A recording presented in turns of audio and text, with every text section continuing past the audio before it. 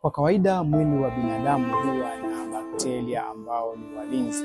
Bakteria hawa huwa wana uwezo wa kupambana na baadhi ya maambukizi ambayo yanakuja katika mwili wako. Sasa kwa baadhi ya watu imekuwa ikitokea kwamba anapopata dalili yoyote huwa anatumia dawa ambazo hajashauriwa, muda mwingine sio dawa sahihi.